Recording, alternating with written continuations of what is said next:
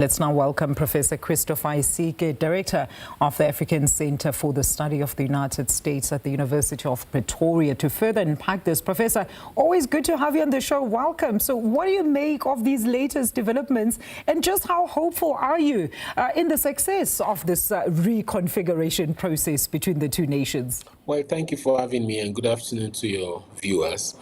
I think that probably we can say it's one of the tangible outcomes of the Zelensky visit to South Africa. I mean, this call, like President Ramaphosa said, long in the making. Is the second time they're speaking since when Ramaphosa called to congratulate him in January. So that's a positive for South Africa-US relations, given the tensions we have seen in the last couple of months.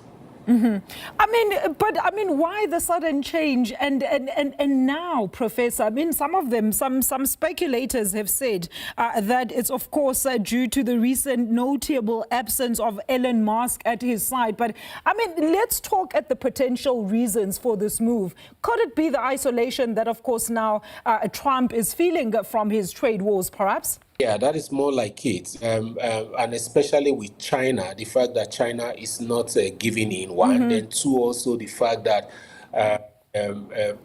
the peace deal that he was hoping to get between Ukraine and Russia is not coming through, and it's really increasingly frustrating him.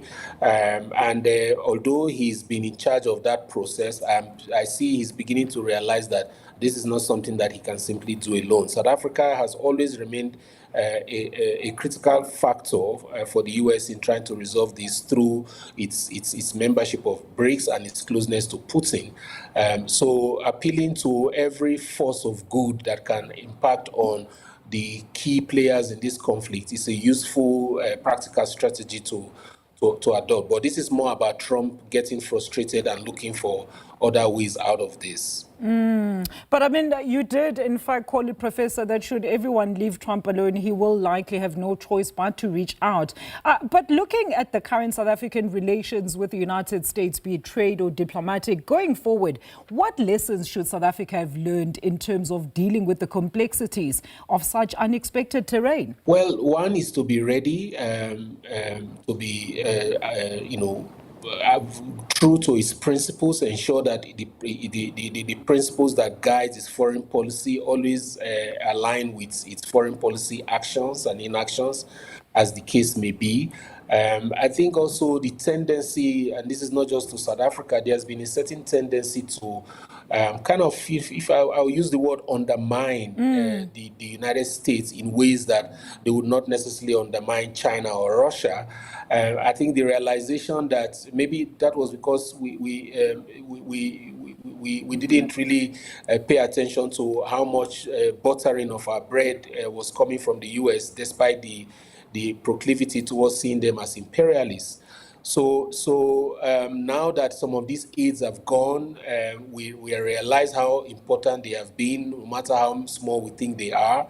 And then it makes us realize that these relationships are important. But again, too, we are not going to be, dictated to by these relationships in themselves, because the best non-aligned approach will be to be friends with everyone and be able to do business and benefit from every kind of relationship. And the U.S. cannot fall that if we are consistent, in our principles and behavior. And one has to then wonder about, of course, as you've just rightly pointed out, Professor, I mean, we've just had President Zelensky in the country here. So you can see, almost see that paradigm shift of, forces that wouldn't normally be aligned actually joining together. So this is also putting a lot of pressure in terms of how geopolitical relations actually work out.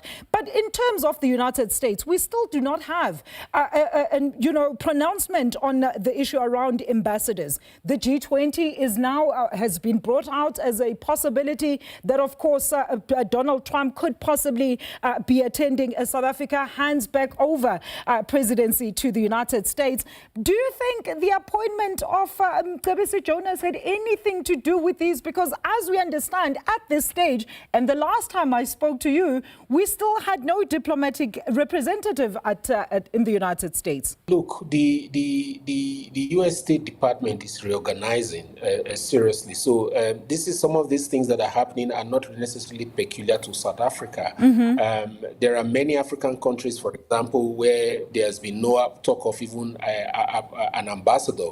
South Africa is one of the few countries more embassies as well, Professor. Yes, or the closing embassies, closing consulates, South Africa is going to be affected. So there's a massive scaling back.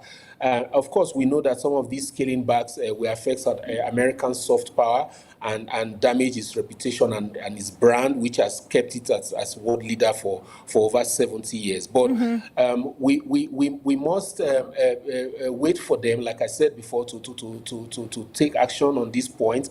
And they have already done so by appointing Bozell, and there are going to be negotiations between both countries on acceptability of this nominee. And I think, like I said in the last interview, what President Ramaphosa has done here is to try and use that negotiation to push in an envoy. And if this envoy, Jonas, does the job and does it well enough, nothing stops him from being elevated to the position of ambassador. But it's a good tactical game for South Africa to allow the U.S.